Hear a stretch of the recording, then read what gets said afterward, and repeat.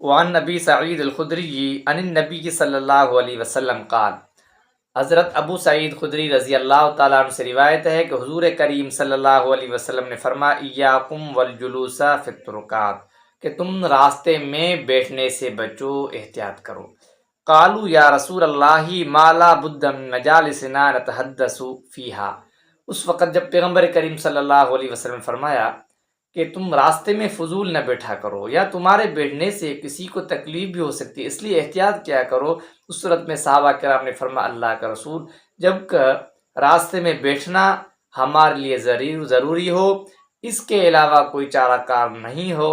اور ہم بیٹھ کر بات کریں، قال رسول اللہ صلی اللہ علیہ وسلم فَإِذَا أَبِيتُمْ إِلَى الْمَجْلِسِ فَآتُوا الطَّرِيقَ حَقَّهُ، اس وقت پیغمبر کریم صلی اللہ علیہ وسلم نے فرمایا، جب تمہارے لیے بیٹھنا لازمی ہو اور اس کے علاوہ اور کوئی چارہ کار نہ ہو، اس صورت میں فَآتُوا الطَّرِيقَ حَقَّهُ، راستے کا جو حق ہے وہ حق ادا کرو۔ قالوا وما حق، صحابہ کرام نے اللہ کے رسول سے التجا کی، اللہ کے رسول راستے کا حق کیا ہے؟ قال، پیغمبر کریم صلی اللہ علیہ وسلم نے فرمایا، غض البصر، اپنی آنکھوں کی حفاظت کرو، اپنی نگاہیں نیچے کرو۔ یہ ایک بہت بڑی بات ہے کہ ہم بیٹھتے ہیں راستوں میں، گلیوں میں، جہاں بالخصوص خواتین جو ہے ان کی آمد رفت ہوتی ہے، اور اس وقت ہماری نگاہیں کہاں جاتی ہیں۔ یہ ہمارے لیے ایک سبق ہے کہ جہاں گلی ہو یا جہاں ہمارے بیٹھنے سے دوسرے لوگوں کو تکلیف ہو، بالخصوص اس پرفتن دور کے اندر جہاں اسکول ہیں، کالجز ہیں، یا جہاں فیمیل خواتین کی آمد رفت ہوتی ہے، وہاں پہ ہمارے نوجوان اس راستوں پر رکتے ہیں، ٹھہرتے ہیں، اور ان خواتین کا پیچھا کرتی ہے، کوئی بائک پہ، کوئی رکشے پہ، یا اس صورت میں پیغمبر کریم صلی اللہ علیہ وسلم نے فرمایا، غض البصر، اپنی نگاہوں کو نیچے رکھو تاکہ تمہارے نگاہوں سے بھی لوگ محفوظ رہیں۔ اور ہم اگر اپنے معاشرے میں دیکھیں، ہم کیا کرتے ہیں، ہماری حرکات سے، ہماری آنکھوں سے، ہمارے آنکھوں کے اشارات سے، ہماری نظر سے، کیا ہماری مائیں بہنیں جو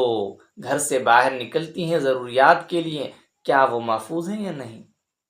آپ دیکھ لیں، کالجز یا یونیورسٹیاں یا جو اسکولی نظام ہے، وہاں پہ جہاں پہ لڑکیاں ہوتی ہیں، فیمیل ہوتی ہیں، وہاں پہ جب وہ چھٹیاں ہوتی ہے تو ہم دیکھیں کہ ہمارے نوجوان جو لڑکے ہیں ان کے ساتھ کیا کرتے ہیں، اشارات، کنایات، ان کا پیچھا، ان کو تنگ کرتے ہیں کہ ایک لڑکی آزاد ہو کر وہاں سے چل نہیں سکتی۔ یہ ہے ہماری تربیت، اور پیغمبر کریم صلی اللہ علیہ وسلم کیا فرما رہے ہیں، وقف الاذی، اور کسی کو تکلیف دینے سے باز رہو۔ کہ ہماری کہیں پہ یہ ہوتا ہے کہ ہم غلط جگہ پہ پارکنگ کرتے ہیں، یا ہمارا کوئی ایسا عمل ہوتا ہے کہ جس کی وجہ سے لوگوں کو تکلیف ہوتی ہے، کہ تکلیف دہ چیزوں کو وہاں سے ہٹانا یہ راستے کا حق ہے، اور ہم حق کی ادا نہیں کرتے۔ یا ہمارا گھر کا پانی راستے میں آ جاتا ہے، لوگوں کو پریشانیاں ہوتی ہیں، یا گاڑی غلط جگہ پہ کھڑی کرتے ہیں، لوگوں کو پریشانی ہوتی ہے، یا کوئی ایسا عملی اقدام جہاں لوگوں کو پریشانی ہو، پیغمبر صلی اللہ علیہ وسلم نے فرمایا، تکلیف دینے والی چیزوں سے باز رہو۔ ورد السلام، اور سلام کا جواب دینا۔ ایک شخص کو سلام کیا جا رہا ہے، وہ جواب نہیں دے رہا ہے، کہہ رہا کہ میں مصروف ہوں، دیکھ نہیں رہے ہو،